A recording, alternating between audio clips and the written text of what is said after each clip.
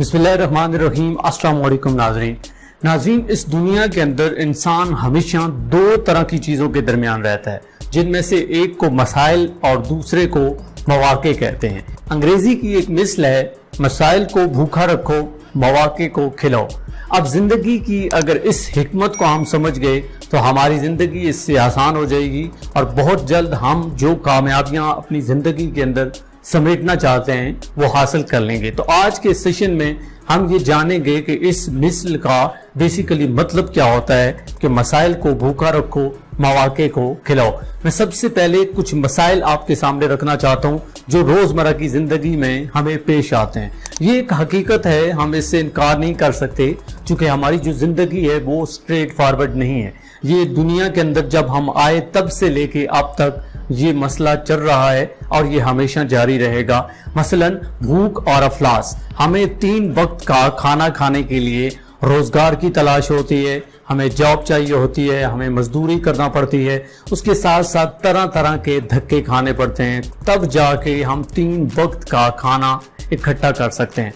उसके बाद जब बारी आती है अपना जिस्म ढांपने के लिए और इसी तरह ज़िंदगी के अंदर बाकी जो मामलात होते हैं तो उसमें भी हमें बहुत ज़्यादा चीज़ें रिक्वायर होती हैं। अगर हम इससे भी आज़ाद हो जाएं तो बहुत ज़्यादा मुखालफिन होते हैं जो हमारे खिलाफ खड़े हो जाते हैं, हमें उनका भी मुकाबला करना पड़ता है। तरह तरह के चैलेंजेस आते हैं, बीमारियां आती हैं जिनका हमें सामना करना पड़ता है। फिर उसके साथ साथ अगर हमारी ज़िंदगी में हम कोई एम या मकसद लें, जिस तरह मैं अक्सर बात करता हूँ कामयाबी के लिए, तो फिर सबसे पहले वालिदैन का दबाव, चूँकि हम अपने ख़ानदान से हटकर कोई काम करना चाहते हैं, तो इसी तरह फिर ख़ानदान वालों का दबाव रहता है, हमें उनको बर्दाश्त करना पड़ता है। अगर इससे भी निकल जाएं तो मज़ीद आगे चल के हमें समझ नहीं आ रही होती, क्योंकि जब भी हम कोई नया काम करते हैं तो उसमें मसाइल बड़े आते हैं, ऑब्स्टिकल्स आते हैं, फिर उनको हमें बर्दाश्त करना पड़ता है, सब्र रखना पड़ता है।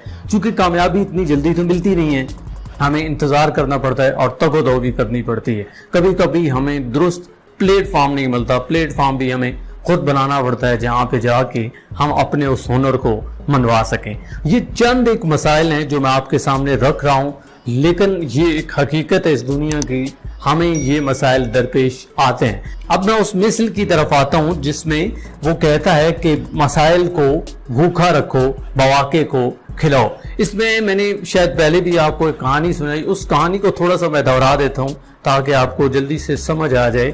2 किसान थे, उनकी आपस में लड़ाई हुई और लड़ाई की वजह उनकी ज़मीनों की हदबंदी थी। लड़ाई इतनी ज़्यादा बड़ी कि उन दोनों के आपस में कत्ल हुए। कत्ल होने के बाद मामला जो है वो अदालत तक पहुंचा, यूं केस चलता रहा और तकरीबन 20 साल तक लगातार वो केस लड़ते रहे और आखिरकार उनकी जो केसेस हैं वो इस बात पे ख़त्म हुए जब उनका सारा सरमाया ख़त्म हो गया था, उनके खेत बिक चुके थे, उनका सोना भी बिक चुका था। इसी तरह 2 और किसान थे, उनका भी झगड़ा हुआ, झगड़े की वजह हदबंदी थी। उनमें से एक जो किसान था वो थोड़ा सियाना था, उसने सोचा कि ज़रूर मेरी कोई ना कोई कमज़ोरी है जिसकी वजह से दूसरा किसान मुझे डराता है। यूं उसने जिस बात पे वो किसान राज़ी होता था राज़ी हो गया और खामोशी के साथ मेहनत शुरू कर दी, क्योंकि उसे लगा था कि मैं फाइनेंशियली तौर पे कमज़ोर हूँ, इसके अलावा मेरे इतने ज़्यादा ख़ानदान में लोग भी नहीं हैं कि मैं इसका मुकाबला कर सकूँ। यूं वो खामोशी के साथ अपने एक उस छोटे से खेत को लेके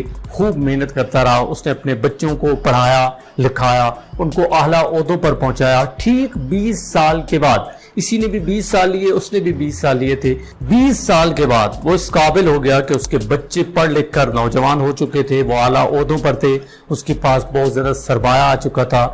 यूं उसने ना सिर्फ वो खेत खरीदा बल्कि इर्द गिर्द के तमाम खेत खरीद कर वहाँ पे रोज़गार शुरू कर दिया।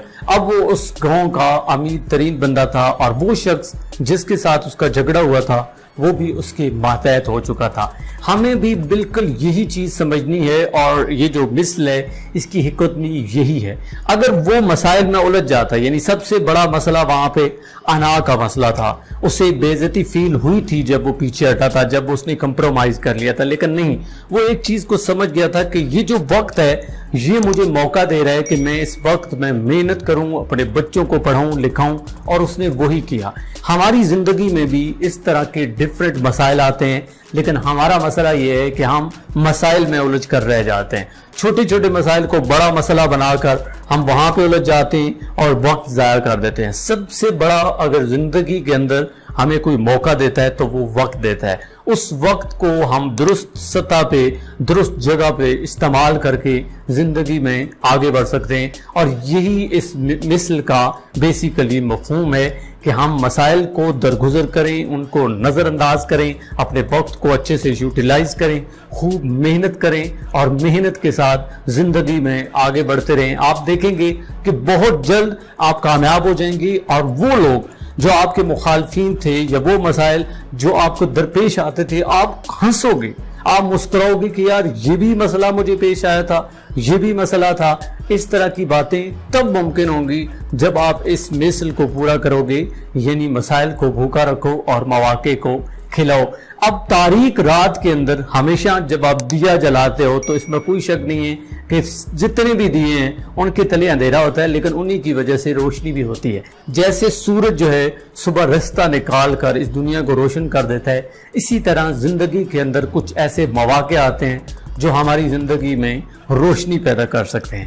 ہمیں صبر اور شکر کے ساتھ آگے بڑھنا ہے، مسائل کو نظر انداز کر کے مواقع کی تلاش میں رہنا ہے، اور جو ہی موقع ملے اس موقع سے فائدہ اٹھا کر کامیابی کی طرف بڑھنا ہے۔ امید ہے کہ آج کی اس مثل کو آپ سمجھے ہوں گے اور اس ویڈیو سے آپ کو بہت زیادہ فائدہ ہوگا۔ میری اس ویڈیو کو دوسروں تک شیئر ضرور کیجئے، لائک کیجئے، کمنٹ کیجئے، میرے اس چینل کو سبسکرائب کیجئے۔ مجھے دیجئے اجازت، اللہ نگہبان۔